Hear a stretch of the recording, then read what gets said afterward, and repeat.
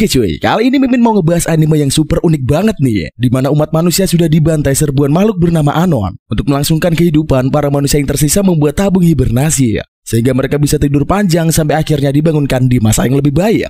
Nah, ternyata mereka malah dibangunkan sebelum waktunya. Sekumpulan anak-anak mendadak memiliki kemampuan luar biasa karena proses hibernasi tersebut. Mereka pun harus melawan para Anon yang mencoba menyerang dunia sekali lagi. Dan yang gak terduga-duga, ternyata ada plot twist di bagian akhir. By the way, kita gak usah lama-lama di bagian opening. Daripada kalian nyekip, langsung saja kita sikat menuju alur ceritanya. Tapi sebelum kita mulai, biar nonton kalian juga tambah enak, pasang dulu headset kalian, lupakan kenangan tentang mantan, atur posisi rebahan ternyaman kalian. Selamat menonton sambil gelesotan. Dunia dilanda peperangan dahsyat. Kehancuran ada di mana-mana. Ledakan tercipta di segala penjuru. Langit memerah dan banyak pesawat tempur asing bertebangan. Pasukan militer di bumi tak bisa menghadapi musuh yang menyerbu. Di tengah-tengah kekacauan itu, seorang bocil menangis mencari bapak dan ibunya. Dia tak tahu apa yang harus dilakukan. Sampai akhirnya seorang gadis menemuinya. Nama gadis itu adalah Kana. Untuk menenangkan si bocil, Kana berkata bahwa jika sedang ketakutan, bocil itu harus melihat ke arahnya. Kana melanjutkan semuanya akan baik-baik saja saat si bocil terbangun nanti. Tak lama kemudian, pesawat tempur raksasa muncul dari langit, melancarkan serangan pamungkas yang membuat dunia mengalami kiamat. Umat manusia yang bertahan dari kiamat mulai menciptakan sistem pertahanan. Musuh mereka adalah apa yang disebut dengan Anon. Si bocil yang ternyata bernama Icha juga udah beranjak remaja dan bergabung dengan sekolah militer khusus. Suatu siang, Icha berdiri di sekitar pantai. Dia mendengar bahwa Anon bakal muncul di sekitar sana. Melalui alat komunikasi, Icha diminta menunggu bantuan dan jangan menyerang sendiri. Namun Icha berkata bahwa dia sendiri sudah cukup mengatasi para Anon. Icha mengaktifkan sistem kekuatannya. Seketika itu juga lengannya berubah menjadi hitam dan mampu menciptakan bola-bola sihir. Dia melompat ke arah beberapa Anon yang mendekat. Dengan lihainya, dia menghajar satu persatu dari Anon tersebut. Kanaria yang terhubung dengannya melalui sambungan komunikasi memintanya jangan bergerak sendiri. Namun Icha nggak peduli. Dia terus maju dan menghajar satu persatu Anon.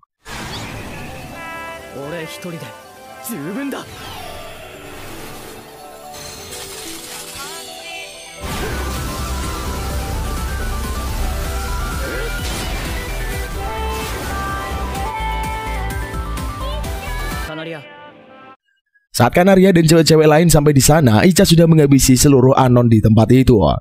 Kanaria mengomeli Icha karena sudah bandel. Tahu semua Anon juga udah modiar. Karena terlalu banyak gerak, dia malah kepleset dan kecebur ke laut. Icha bodoh amat sama cewek yang kecebur karena polanya sendiri itu. Kanaria terpaksa mandi dulu sebelum balik ke markas. Sambil mandi, dia terus mengomeli Icha yang nungguin di balik pintu. Tapi Icha gak peduli. Kanaria udah bukan mbaknya lagi karena mereka seumuran sekarang. Kanaria pun sebel karena jika dia dibangunkan dari hibernasi lebih awal dari Icha, pasti dia menjadi mbaknya. Setelah kelar mandi, mereka pun pergi dari kawasan pantai dan kembali ke markas. Di perjalanan, Kanaria lagi-lagi bilang kalau Icha harus lebih sopan dan ramah. Apalagi kepada adik kelasnya, Icha bodoh amat dan gak mau tahu. Mereka pun sampai di markas. Di sana udah ada cewek bernama Hotaru Rindo sama Maihime Tenkawa. Icha melihat papan peringkat yang ada di sana. Karena itu dia dikomentarin sama mas-mas bernama Kasumi Chigusa karena terlalu khawatir dengan peringkatnya. Icha yang peringkat 4 terbaik malah komen kalau Kasumi bahkan gak masuk peringkat 100 besar. Kasumi males-malesan dan bilang kalau peringkatnya sekarang adalah 207. Lah semua orang malah kaget karena peringkat Kasumi turun lagi ya. Bukannya khawatir, Kasumi malah merasa orang-orang yang terus naik peringkat itu gak ada istimewanya.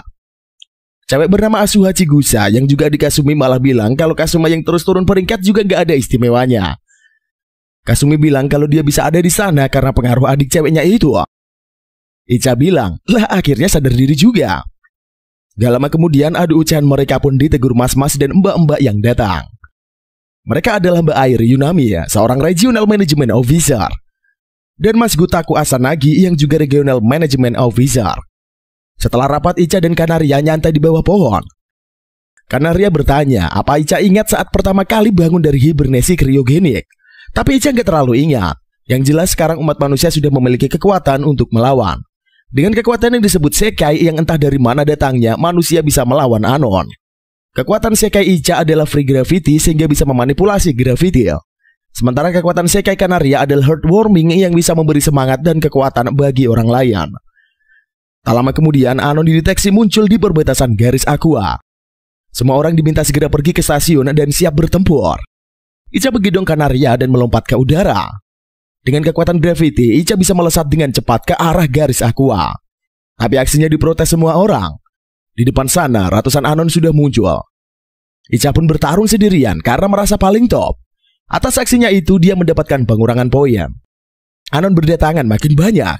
Pertarungan pun akhirnya pecah di kawasan pantai. Banyak siswa yang berlomba-lomba mendapatkan poin dengan mengalahkan Anon. Hime, Rindu, dan yang lainnya juga udah sampai di arena tempur. Pas lagi gelut, mendadak para bukannya kerjasama, tapi malah berebut musuh. Karena sibuk mencari poin, mereka malah kocar-kacir. Tak lama kemudian, Hime pengen menggunakan jurus pamungkasnya. Tahu bakal kena masalah kalau ada di deket-deket Hime, Icha dan semua orang pun langsung ngacir kabur. Hime beraksi dan melancarkan terjangan super majosnya ke arah musuh. Dengan sekali libas, semua musuh dikalahkan. Tapi efeknya juga mengakibatkan banyak kekacauan. Pas pertarungan udah kelar, Icha, Rindu, Kanaria, Hime, dan yang lainnya diomeli Pak Gotaku. Dia bilang karena aksi Hime garis aqua hampir remuk. Kalau misal garis aqua beneran remuk, maka mereka semua bisa ciloko. Hime mau minta maaf, tapi Rindu membungkam mulutnya. Rindu malah bilang kalau yang menyebabkan kerusakan itu Icha. Gak terima, Icha langsung protes dan ngomel panjang lebar.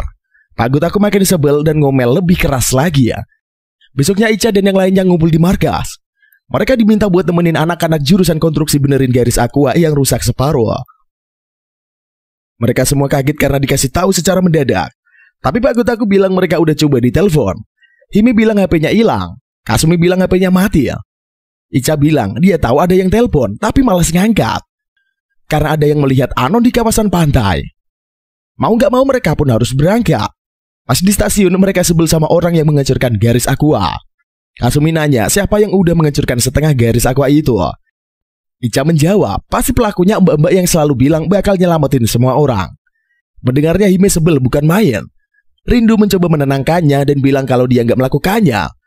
Para anak-anak pasti malah makin sibuk berantem rebutin dapat poin. Mereka semua pun berangkat ke area pantai. Di sana mereka dibagi dua regu. Ada yang nemenin pembangunan di garis pantai, ada juga yang bantuin di sekitar terowongan. Tapi ternyata gak ada Anon yang muncul. Malamnya mereka mendapatkan info kalau Anon itu munculnya di dalam air laut. Karenanya Pak Gotaku nyaranin anak-anak buat pakai baju renang dan keluyuran di sekitaran pantai. Besoknya ciwi-ciwi udah pakai bikini seksoi. Mereka pun nyebur ke laut dan berenang ke sono sini ya. Icha juga nyebur buat mencari keberadaan Anon. Saat semuanya lagi sibuk, Kasumi malah turu di batu yang di dekat pantai. Icha yang udah renang ke sana sini akhirnya sampai ke tempat Kasumi turu. Dia mendatanginya dan ngomel kok Kasumi malah turu. Tapi Kasumi minta Icha untuk diam. Ternyata sambil turu dia memfokuskan telinganya buat mendengarkan apa saja yang ada di dalam laut. Dia bisa mendeteksi keberadaan ciwi-ciwi yang lagi berenang di sana sini ya.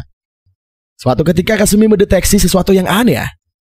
Kasumi meminta Icha melempar batu ke suatu arah. Icha pun manut, kemudian melemparkan batu ke air. Pas suara kecebur menggelegar, jangkauan pendengaran Kasumi meluas. Dia bisa menyadari ada Anon yang muncul di belakang adiknya.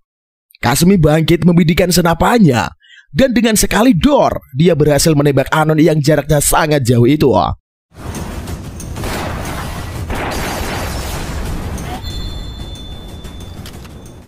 Anon tersebut pun modiar. Icha shock karena Kasumi ternyata pro player. Pas tahu Sekai Kasumi adalah mendeteksi getaran, maka Icha langsung ngasih julukan Sekainya dengan istilah vampir beat. Kasumi langsung najis sama julukan-julukan begituan. Setelah mengatasi Anon, mereka pun boleh pulang. Sepanjang perjalanan, mereka bingung kenapa bisa Anon muncul tanpa membuka portal. Tapi meski begitu, mereka bersyukur karena gak ada yang terluka dari insiden tersebut. Gotoku ditemui Yunami di suatu tempat. Yunami berkata bahwa waktunya sudah tiba. Mereka pun pergi menemui mbak-mbak lainnya bernama Mahuru Okuni. Ternyata ada beberapa kandidat dari siswa yang akan dipindahkan ke dalam. Gotaku sedikit khawatir dengan hal itu. Tapi beberapa siswa yang akan dipindahkan itu memang harusnya menghadapi apa yang menjadi penghalang besar umat manusia. Besoknya ketika siswa-siswi dari kota Tokyo yang merupakan bawahan Icha melakukan patroli, mereka bertemu dengan sekumpulan Anon. Awalnya mereka dengan mudah menghadapi para Anon yang kroco-kroco itu. Tetapi tak lama kemudian sesuatu yang besar muncul dari laut. Sebuah Anon yang mirip dengan menara muncul dan membubung tinggi ke langit. Kabar itu pun sampai ke markas. Icha sebagai pemimpin anak-anak di Tokyo pengen membantu. Tetapi dia tidak diperbolehkan. Karena lawan kali ini sangatlah berat. Anon yang muncul adalah kelas Leviathan yang sangat kuat. Selain itu, anak-anak kota Tokyo juga sudah kembali dengan selamat. Anon kelas Leviathan itu juga belum melakukan perusakan besar-besaran. Mereka akan mengumpulkan pasukan dan menyerang bersama-sama besok hari ya. Meski demikian, tetap saja Icha pengen menghadapi makhluk itu. Malam harinya, anak-anak dari Tokyo membahas tentang apa yang terjadi ya. Mereka juga penasaran kenapa Icha tak datang dan ikut dalam pertarungan. Di sisi lain, Icha pulang ke kamarnya. Dia melihat buku tulis lamanya yang penuh coretan. Di salah satu halaman ada tulisannya sendiri yang berkata, "Aku harus lebih kuat." Kilasan tentang kiamat beberapa tahun lalu pun melintas. Emosinya terpancing seketika itu juga. Jika dia lebih kuat, maka dia bisa mengatasi semuanya sendiri ya. Karena itulah dia nekat pergi menuju tempat Anon kelas Leviathan muncul seorang diri ya. Tak lama kemudian, Kanaria datang ke kamar Icha. Dia tak melihat Icha dimanapun. Malahan dia melihat buku tulis Icha di masa kecil dan tersenyum sambil mengingat-ingat masa lalu. Akhirnya dia sadar kenapa dia datang ke sana. Dia kembali mencari Icha yang tak ada dimanapun. Setelah melihat gorden yang terbuka, dia tahu bahwa Icha sedang menuju tempat Anon muncul. Kanaria segera mendatangi anak-anak Tokyo. Dia memberitahu mereka bahwa Icha pergi seorang diri menuju lokasi Anon kelas Leviathan muncul. Mereka semua panik dan bergegas menyusul Icha. Di depan sana Icha sudah sampai di kawasan laut. Sayangnya dia tak melihat Leviathan sama sekali ya. Dia ngamuk dan menyerang kawasan perairan.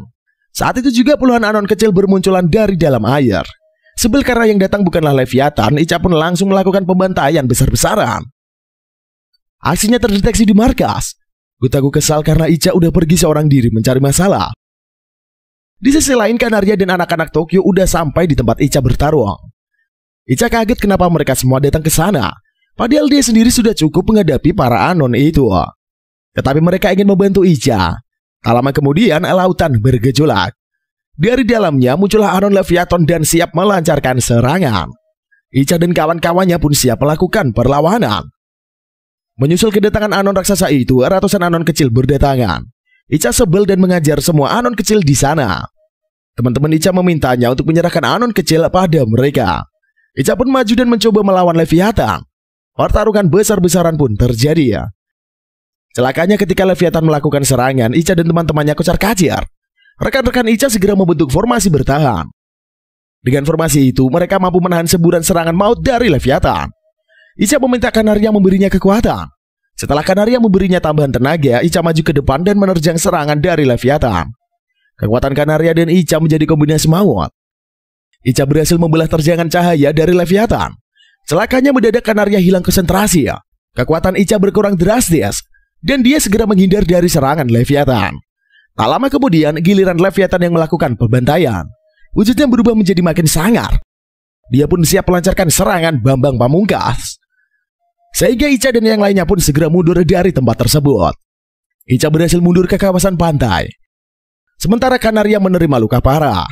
Icha sangat khawatir dengan keadaan Kanaria yang terluka.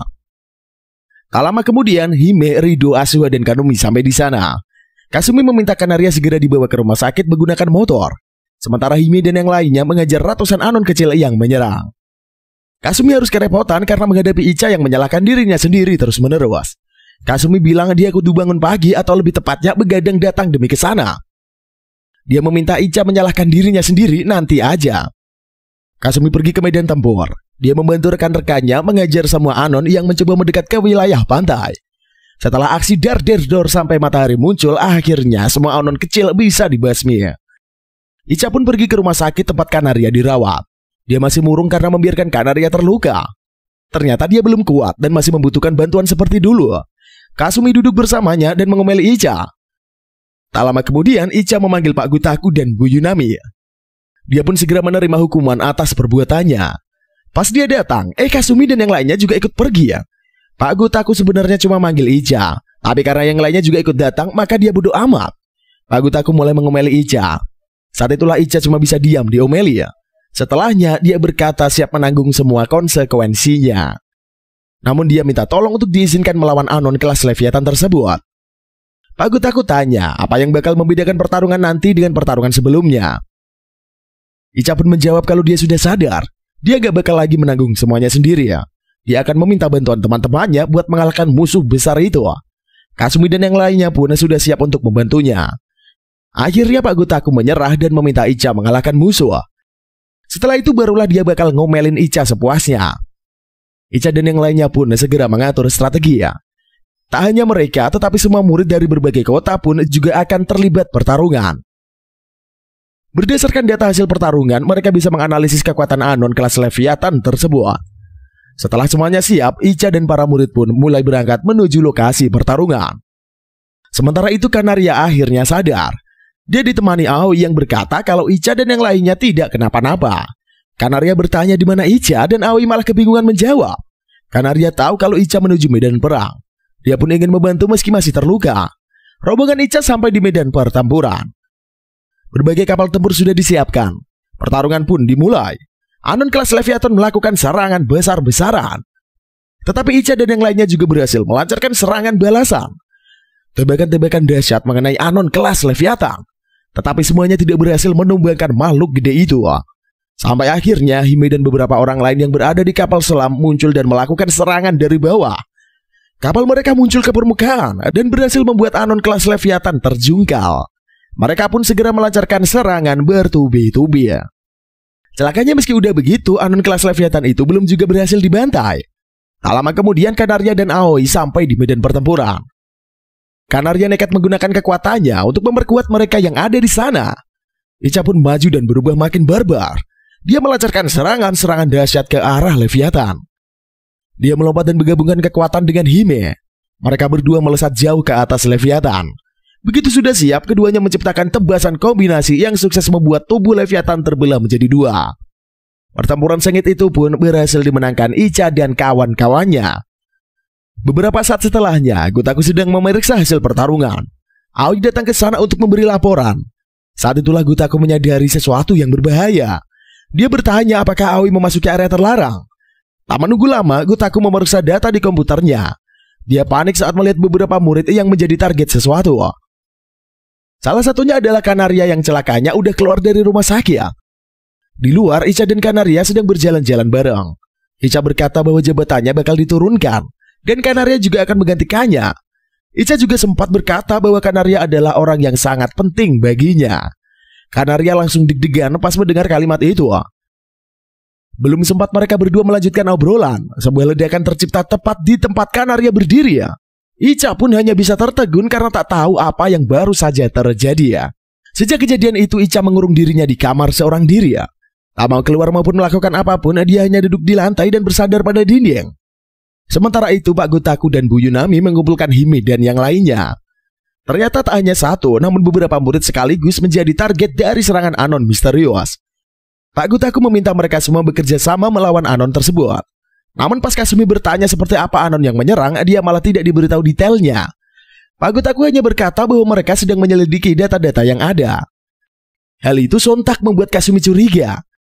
Dia tidak mau menghadapi sesuatu yang bahkan tak diketahui sama sekali.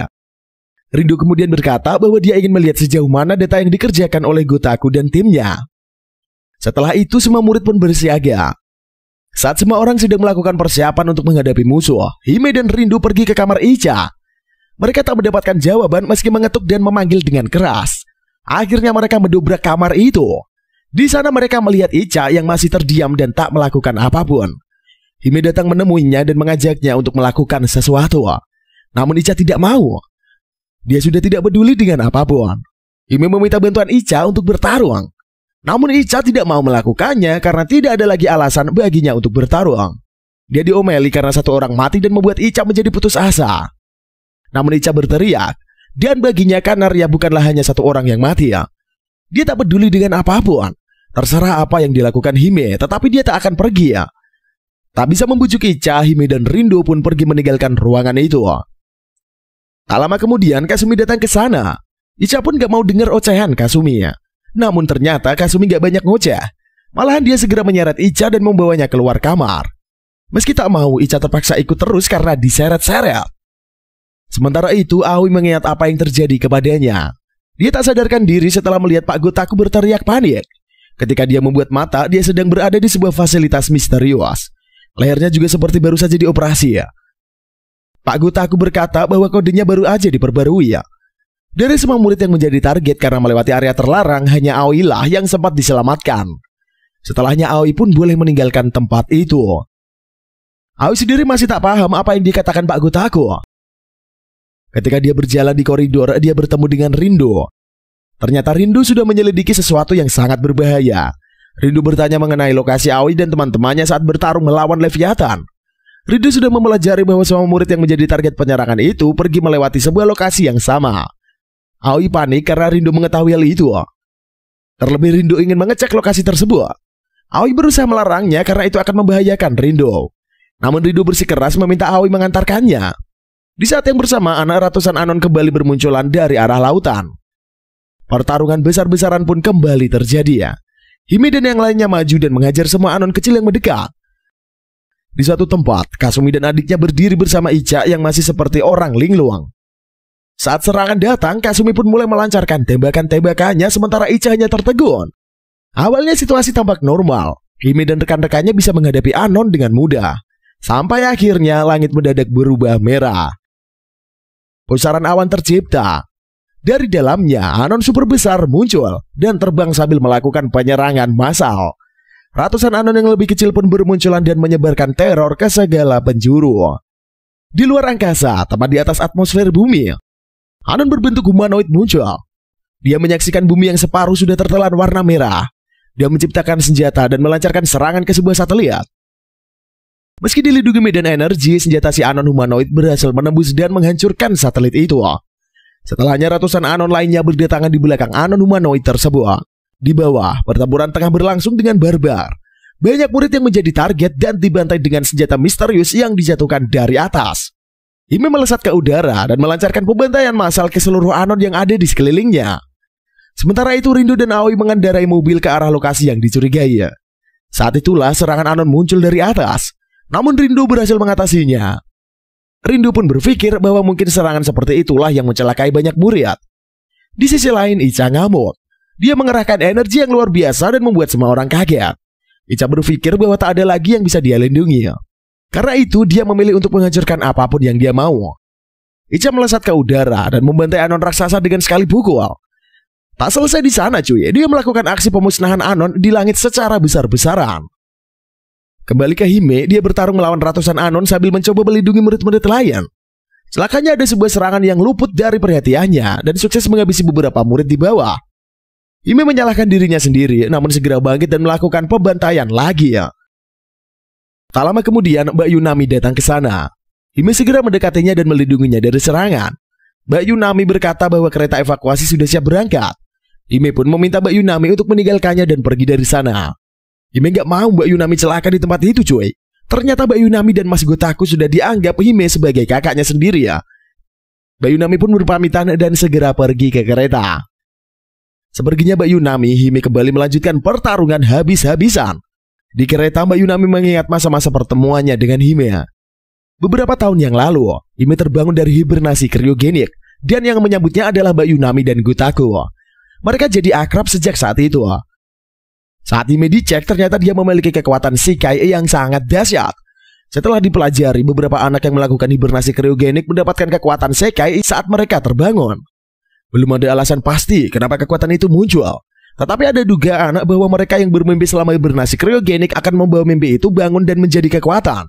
Itulah asal-muasal istilah Shikai alias dunia untuk menyebut kekuatan misterius tersebut. Anak-anak memiliki dunia atau Shikai yang dilihat di dalam mimpi dan membawanya kembali ke kehidupan. Hime diberitahu bahwa ada 3 kota pertahanan yang ada, Tokyo, Chiba, dan Kanagawa. Di setiap kota dibentuk sekolah khusus untuk melatih para murid bertarung. Hime pun dibujuk untuk menggunakan kekuatannya dan membantu umat manusia melawan Anon. Hime mau melakukannya dan ditempatkan di Kanagawa. Kembali ke pertarungan, Hime mulai kocar-kacir menghadapi gempuran serangan musuh. Dia harus bertahan demi menyelamatkan teman-temannya. Namun saat sedang bertarung, mendadak para Anon menyerbu ke arah kereta yang berangkat. Hime bergegas melesat ke arah kereta dan membantai semua Anon yang mencoba menyerang. Dia pun berhasil mengamankan kereta. Teman-temannya di kereta meminta Hime segera naik. Tetapi Hime menolak. Jika dia ikut, maka para Anon juga akan terus mengejar. Hime pun maju, sementara kereta melaju menjauh. Dia kembali melanjutkan pertarungan yang tidak ada habisnya itu. Celakanya beberapa Anon humanoid muncul. Mereka mengepung Hime dan siap melakukan pembantaian sadis. Meski demikian, Hime tetap percaya diri dia akan melanjutkan kehebatan manusia yang sesungguhnya. Di tempat lain, Rindu dan Aoi memutar balik dan bergegas menuju lokasi pertarungan Hime. Selama perjalanan, Rindu mengajar banyak sekali Anon dengan tebas-tebasan mautnya. Jauh di depan, Kasumi dan adiknya sedang kebut-kebutan pakai sepeda motor. Sepanjang perjalanan, Kasumi melancarkan tembakan ke musuh secara terus-menerus tanpa henti. Celakanya dia terlepas dari adiknya dan jatuh. Sementara adiknya terus tancap gas. Sedangkan Hime masih melawan ratusan Anon humanoid yang mengepung. Dia melakukan serangan ledakan dan berhasil menghabisi banyak sekali Anon humanoid. Celakanya pemimpin Anon itu pun menggunakan kekuatannya untuk memunculkan kembali ratusan Anon humanoid. Tak hanya itu, Anon pemimpin juga memberikan kekuatan tambahan ke seluruh pengikutnya. Bersama dengan itu dia melemahkan kekuatan Hime. Pertarungan pun berlanjut. Hime mati-matian menghadapi banyak sekali musuh dengan kondisinya yang terus melemah. Sementara itu, Rindu masih menghajar puluhan Anon yang mencoba menghadangnya. Di depan sana, dia dan Aoi melihat Kasumi. Mereka pun melanjutkan perjalanan bersama ke tempat Hime bertarung seorang diri. Sementara itu, Bayunami sudah sampai di sebuah ruang kontrol. Dia mengecek sistem satelit pelindung. Ternyata sistem itu sudah dihancurkan, sehingga para Anon bisa bermunculan dari langit. Bayunami pun segera melakukan proses aktivasi perisai pelindung lagi dari awal. Dia berharap agar Hime bisa bertahan sampai akhir proses itu. Di pertarungan, Hime mulai kewalahan. Dia terdesak karena tubuhnya semakin lemah, sementara para musuh justru semakin kuat. Dia tahu kalau itu adalah ulah dari Anon humanoid, pemimpin yang sejak tadi hanya melayang di udara itu. Sementara itu, Rindu dan yang lainnya masih jauh dari keberadaan Hime. Karena itulah mereka berhenti di dekat reruntuhan dan merencanakan sesuatu. Kasumi menelpon adiknya karena dia memiliki rencana. Adiknya pun memahami. Setelah itu Rindu berlari sangat cepat ke sebuah gedung yang miring. Kasumi melancarkan tembak-tembakan untuk memberikan jalan kepada Hime. Di saat yang bersamaan, Asuha menggunakan sekainya untuk menciptakan es. Dia memberikan jembatan es yang dapat dipijaki Rindu. Dengan bantuan dari kakak beradik Chigusa, Rindu bisa melesat ke depan tanpa hambatan. Dia bergegas menuju Hime yang semakin kewalahan di depan sana. Sementara itu Hime mulai babak belur. Di saat-saat terakhir, Rindu sampai di sana dan menyelamatkan Hime dari bahaya. Tak lama kemudian, pertarungan barbar berlanjut. Rindu ganti bertarung. Dengan pedangnya dia menghajar banyak sekali musuh dengan sekali tebas. Ledakan demi ledakan menggelegar di segala penjuru. Tak ada yang bisa menghentikan amukan dari Rindu itu. Di sisi lain, Bayunami pun hampir selesai mengaktifkan sistem pertahanan atmosfer. Pertahanan penuh akan aktif dalam 30 detik. Bersamaan dengan itu, semua Anon juga mulai berterbangan menembus langit untuk melarikan diri. Celakanya saat Bayunami melihat data mengenai Hime di layar monitor, tanda-tanda vital yang dikirimkan semuanya error. Dari kejauhan, Kasumi juga mulai melancarkan tembakan-tembakan untuk menghabisi Anon yang berterbangan di langit. Sementara itu Rindu semakin bersemangat untuk mengejar semua Anon. Para Anon humanoid termasuk sang pimpinan sudah menghilang. Tersisa para Anon kecil yang dengan mudah dibantai. Selain itu ada pula Anon raksasa yang masih berkeliaran. Rindu melancarkan tebasan saktinya dan sukses menumbangkan satu Anon raksasa. Di sisi lain, Kasumi sudah bersiap membidik Anon raksasa terakhir. Namun dia ragu karena jaraknya udah semakin dekat dengan Rindu. Dia pun kesal kenapa Rindu justru menahan serangannya. Ternyata Hime meraih sebuah chip keemasan di leher Rindu, lantas menghancurkannya. Seketika itu juga Rindu melihat sesuatu yang mengejutkan. Dia memutuskan untuk tidak menyerang Anon yang ada di dekatnya. Malahan dia memanggil Kasumi. Dia menyampaikan sesuatu yang dilihatnya, kemudian melancarkan tebasan ke arah Kasumi. Bersamaan dengan itu, Anon raksasa itu menabraknya. Kasumi terkejut dengan apa yang baru saja ia lihat. Tak hanya itu, tebasan jarak jauh Rindu juga sukses membuat lensa teropong di senapannya terbelah jadi dua. Pertarungan pun selesai. Siangnya Kasumi dan Asuha melakukan meeting. Hanya mereka yang tersisa dari formasi awal. Gotoku dan Bayunami menemui mereka dan membahas situasi yang terjadi. Setelahnya, Mbak Minaru yang dari kantor pusat juga datang ke sana. Cewek itu membahas mengenai pemindahan ke dalam. Prioritas utama mereka sekarang adalah masuk ke dalam. Tapi dia protes karena pertahanan di luar masih dibutuhkan. Dia juga diprotes saat ingin membawa Asuha ke dalam. Beberapa saat setelahnya, Mahiru mengajak Asuha ngobrol berdua. Mahiru memberi penawaran Asuha ke dalam. Karena di sana Asuha akan lebih berguna sekaligus bisa hidup dengan nyaman. Namun Asuha tidak mau. Salah satu alasannya adalah karena dia bakal berpisah dari kakaknya. Mahiru pun menawari akan memindahkan kakaknya ke dalam juga. Namun Asuha malah semakin khawatir karena kakaknya itu sangat lemah. Di sisi lain, Kasumi berjalan di koridor. Dia dihadang Icha dan disudutkan. Icha protes karena Kasumi justru memundurkan garis pertahanan saat pertarungan kemarin. Akibatnya Icha terus bertarung seorang diri melawan musuh. Anehnya, Kasumi tampak tak berniat meladeni Icha waktu itu. Dia pun pergi meninggalkan Icha yang masih kesal. Setelahnya, Kasumi mulai menghabiskan waktu sepanjang hari bersama Aoi. Mereka jalan-jalan bareng, ketawa tiwi bareng, makan bareng, dan senang-senang pun bareng. Asuha diam-diam ngikutin abangnya itu. Dia nggak percaya kalau abangnya aja bisa pacaran. Kemanapun abangnya pergi sama Aoi, Asuha diam-diam mengikutinya. Ternyata Kasumi bukannya ngedet, tetapi malah menganalisis lagi keadaan sekitar setelah pertarungan Aoi. Sampai akhirnya pas hari udah sore, mereka pun berpisah. Aoi balik bareng Gotaku dan Yunami. Seperginya Aoi, Kasumi malah murung. Dia teringat apa yang dikatakan Rindu di saat-saat terakhirnya. Rindu memberitahu Kasumi bahwa semua orang yang ada di sana, bahkan dunia yang ada di sekitar mereka adalah palsu. Saat dia sedang memikirkannya, mendadak Mahiru datang menemuinya. Dia membahas mengenai kepindahan Asuha ke bagian dalam. Tetapi ternyata Kasumi tak ada niatan untuk membiarkan adiknya pergi. Mahiru menawari Kasumi untuk ikut pindah ke dalam. Tetapi Kasumi menolaknya. Masih banyak pekerjaan yang harus dia lakukan. Mahiru pun mengajak Kasumi untuk ngedate spesial nanti malam. Setelah memberitahu lokasi ngedate, mereka pun berpisah. Kasumi pulang ke tempatnya. Di sana dia melihat adiknya yang lagi gelimbungan di sofa. Kasumi membuat makan malam, sementara Asuha masih rebahan di sofa sambil baca majalah. Kasumi mendekati adiknya dan melihat chip keemasan di tengkuknya. Dia mencoba menyentuhnya, tapi Asuha protes karena geli. Kasumi menahan tubuh adiknya itu biar gak kebanyakan gerak. Tetapi pas disentuh ternyata gak terjadi apa-apa sama sekali.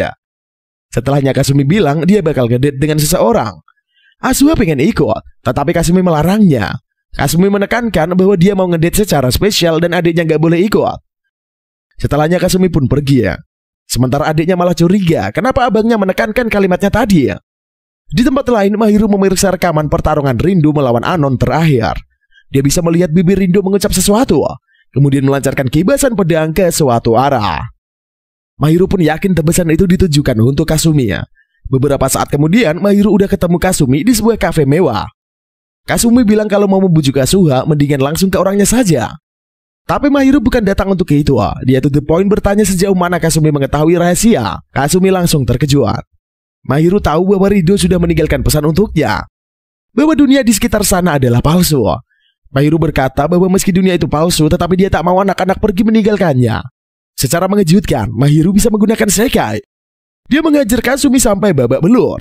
Kasumi pun penasaran kenapa orang dewasa bisa menggunakan Sekai. Dia terdesak sementara Mahiru bersiap menghabisinya. Tapi Kasumi malah ketawa. Dia bilang gak mungkin orang selemah dia bakal datang ke sana sendirian.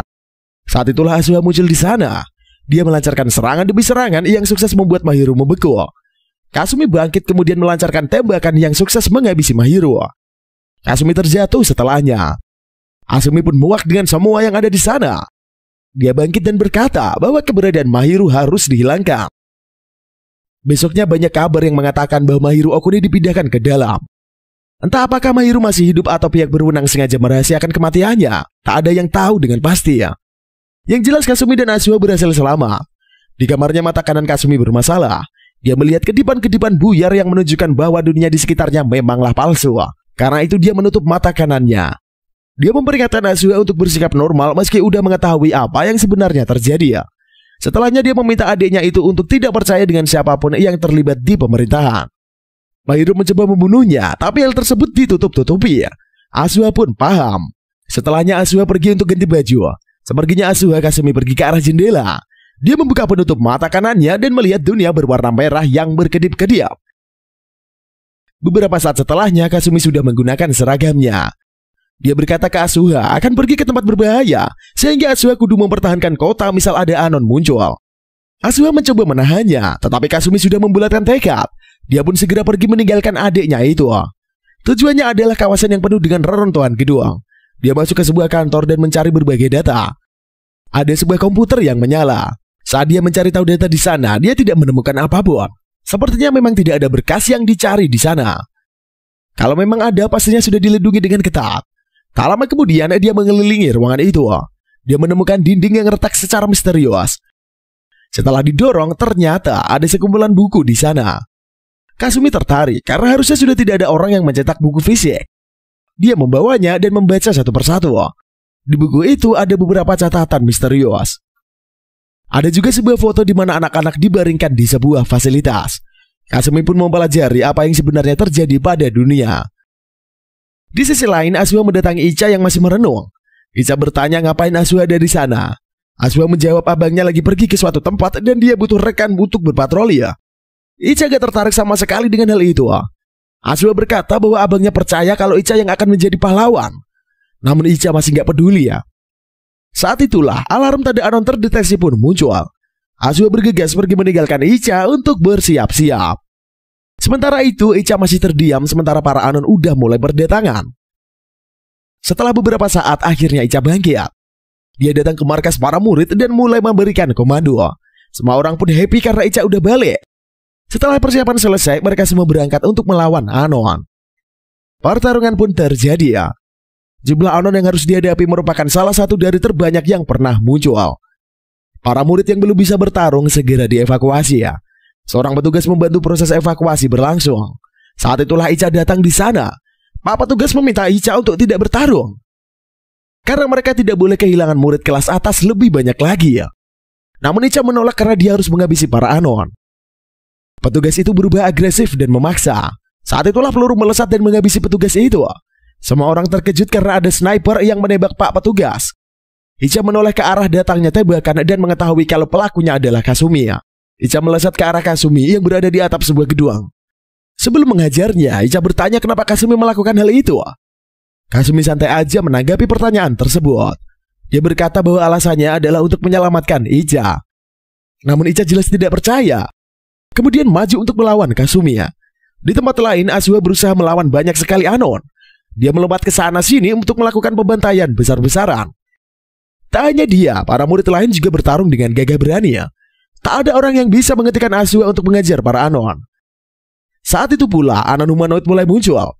Ada beberapa anon humanoid yang berdatangan dan mulai melakukan penyerangan. Di atap gedung, Kasumi masih bertarung melawan Icha. Mereka masih berdebat tentang apa yang sudah dilakukan Kasumi ya. Saat itulah sesosok anon humanoid muncul di sana. Icha berkata bahwa Kasumi harus bekerja sama dengannya untuk mengalahkan anon lebih dulu. Tapi Kasumi malah tak tertarik melakukannya. Dia berkata kepada anon itu bahwa bukan dia yang Kasumi tunggu. Secara mengejutkan anon itu memahami ucapan Kasumi, kemudian pergi menjauh. Pertarungan Icha dan Kasumi pun berlanjut. Secara kekuatan Icha jauh lebih unggul dibanding Kasumi ya. Dia berhasil mendesak Kasumi sampai terjatuh ke ruang di lantai bawah. Di sisi lain, Aswa berhadapan dengan anon humanoid yang tidak mendatangi Kasuma. Keduanya pun bertarung begitu sengit. Setelah melakukan aksi saling serang, Aswa berhasil dikalahkan. Chip di tengkuk lehernya hancur dan Aswa mulai melihat dunia di sekitarnya berubah menjadi merah. Kembali ke pertarungan Icha dan Kasumi ya. Icha semakin mendesak Kasumi ya. Saat itulah Kasumi berhenti dan menyanyikan sebuah lagu. Icha terkejut karena itu adalah lagu yang biasa dinyanyikan Kanaria. Dia makin syok setelah mendengar suara Kanaria di sana. Tak lama kemudian, sesosok anon humanoid muncul di sana. Kasumi pun berkata bahwa dia sudah lama menanti kedatangan anon tersebut. Icha ingin melawan anon tersebut, namun Kasumi tidak mau melakukannya. Saat itulah anon tersebut mendeteksi Icha. Secara mengejutkan, Icha melihat sosok Kanaria dari wujud anon tersebut. Semakin lama, anon itu pun berubah wujud seperti Kanaria. Setelahnya Icha pun melihat dunia yang sesungguhnya.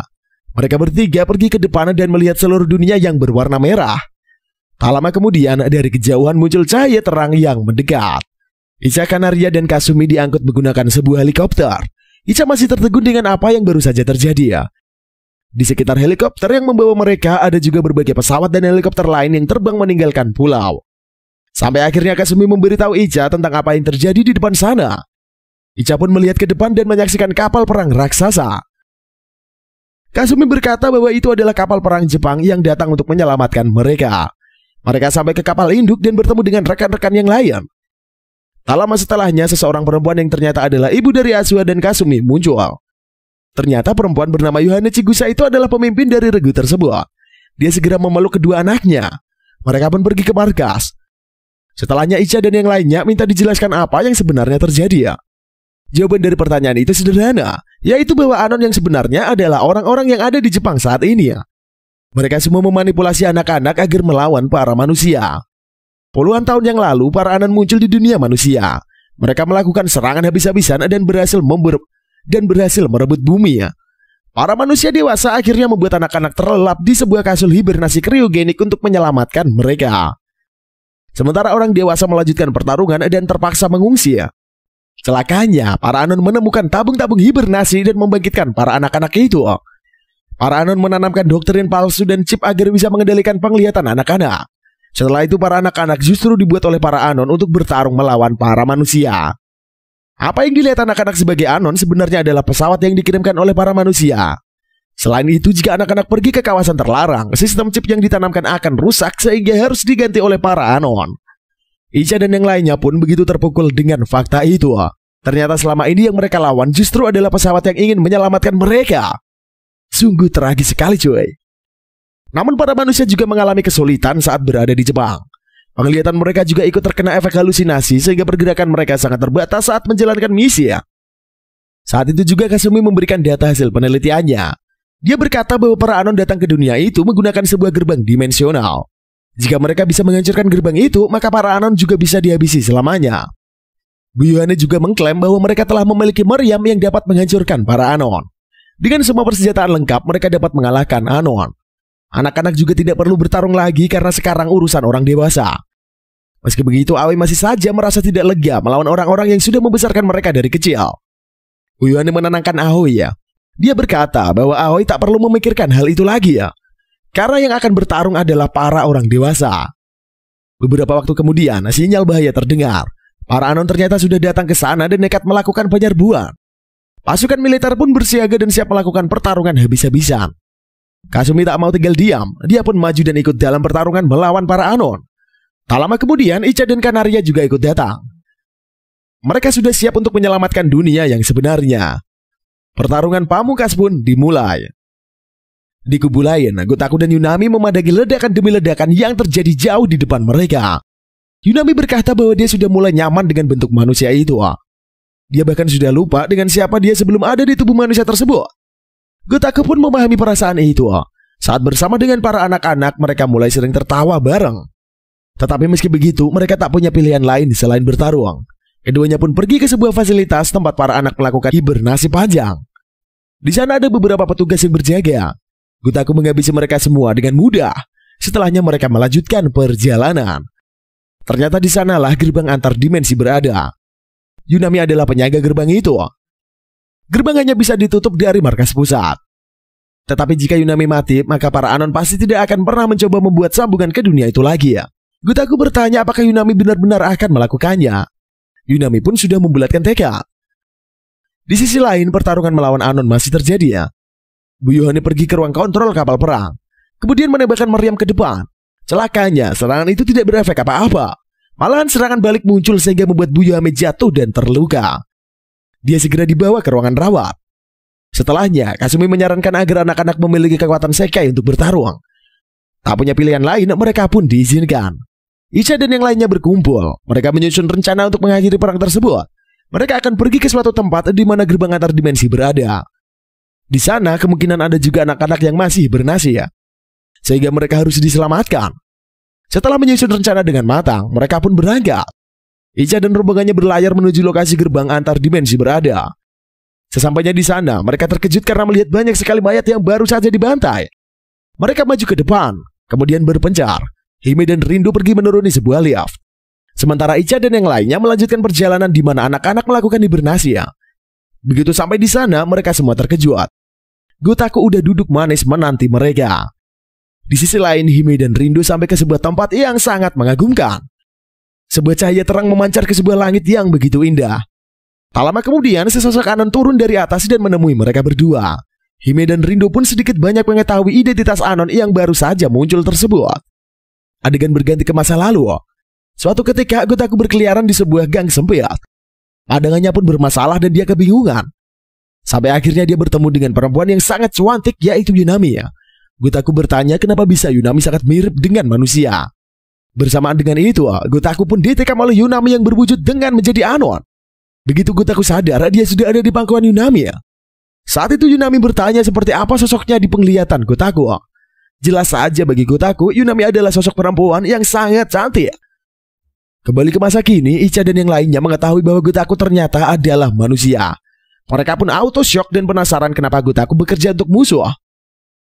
Gotaku menjelaskan bahwa alasannya bukan karena dia membenci umat manusia. Alasannya adalah karena dia melihat Yunami sebagai sosok dewi dan dia pun memujanya. Gotaku pun berkata bahwa dia tak akan membiarkan Icha dan yang lainnya menghancurkan gerbang. Icha dan yang lainnya mengaktifkan Sekai, tapi mendadak mereka kehilangan kekuatan. Ternyata itu adalah ulah Aoi. Sekainya bisa mengirimkan informasi ke semua orang. Dan dengan menjejalkan berbagai informasi, dia bisa menahan Sekai siapapun. Ternyata dia berpihak kepada Gotaku karena merasa bahwa dia sudah menjaga mereka dengan baik. Asuma mengejar Aoi yang berlari. Jika Aoi tidak dihentikan, maka mereka tidak melakukan perlawanan. Di sisi lain, Kanaria juga berlari mencari keberadaan gerbang antar dimensi. Sementara itu Gotaku membuka bajunya. Ternyata dia sudah mengkombinasikan setengah tubuhnya dengan Anon. Dia pun maju dan mengejar Kasumi dan Icha. Sementara Hime dan Rindo juga babak belur diajar Yunami. Mereka tak bisa menggunakan kekuatan Sekai karena terganggu oleh Sekai milik Aoi. Di tempat lain, Asuma berhadapan dengan Aoi. Mereka berantem karena nggak bisa saling menyadarkan satu sama lain. Sementara itu Kanaria sampai di suatu tempat. Meski kekuatan Sekainya terganggu, dia mencoba bernyanyi untuk menguatkan teman-temannya. Tapi tentunya suaranya hanya sia-sia karena Sekainya memang tak bisa digunakan. Kasumi dan Icha pun babak belur karena tidak bisa melawan pria dewasa setengah Anon seperti Gotaku. Mereka kewalahan meski menang secara jumlah. Saat itulah Asuma berhasil menjatuhkan Aoi. Meski Aoi tidak mau menyerah, Asuma tetap mencoba mengingatkannya. Karena Aoi ngeyel, Asuma terpaksa menekan leher Aoi sampai cewek itu pingsan. Begitu Aoi tak sadarkan diri, maka kekuatan Sekai semua anak pun kembali. Pertarungan besar akhirnya terjadi. Hime dan Rindo bertarung mati-matian melawan Yunami. Icha dan Kasumi juga mulai imbang melawan Gotoku. Di sisi lain, Kanaria juga menggunakan isekainya untuk memperkuat kemampuan seluruh rekannya. Dan pada akhirnya Hime berhasil melancarkan serangan kepada Yunami. Di saat-saat terakhirnya, Yunami mengelus kepala Hime. Di bawah, Icha juga berhasil menerjangkan serangan pamungkas ke Gotaku. Mengetahui pertarungan sudah berakhir, Gotaku berkata bahwa Icha dan yang lainnya sudah menang. Dia pun jatuh ke bawah. Bersamaan dengan itu, gerbang antar dimensi pun mulai tertutup. Seluruh Anon yang ada di langit bergegas kembali ke gerbang agar tidak terjebak di dunia itu. Dalam beberapa saat seluruh Anon pun menghilang. Sementara itu, Icha dan yang lainnya segera pergi meninggalkan gedung tempat mereka berada. Bersamaan dengan itu, gedung tersebut mulai melebur lenyap. Celakanya Aoi masih tak sadarkan diri. Saat itulah Gotaku datang di sebelahnya. Dia melihat arwah Yunami yang memintanya menjaga Aoi. Gotaku pun berjanji kemudian pergi membawa tubuh Aoi. Dan pada akhirnya peperangan itu pun dimenangkan oleh umat manusia. Semua orang kembali dengan selamat dan hidup bahagia setelahnya. Icha dan yang lainnya pun mungkin tak pernah tahu apa yang membuat mereka memenangkan pertarungan itu. Mereka tak tahu fakta bahwa jika Yunami tidak memutuskan bertarung, maka Icha dan teman-temannya tidak mungkin menghancurkan gerbang. Yunami sengaja bertarung dan membiarkan dirinya sembuh. Yunami sengaja bertarung dan membiarkan dirinya terbunuh agar gerbang dapat ditutup, karena seperti yang pernah dia katakan, gerbang hanya bisa ditutup dari markas pusat atau ketika dia mutiar. Karenanya Yunami rela mengorbankan diri dan Gotaku pun menyadari hal tersebut. Dan film pun usai kelar sampai di sini coy. Sedikit kita bahas ke bagian kesimpulannya biar tambah afdol.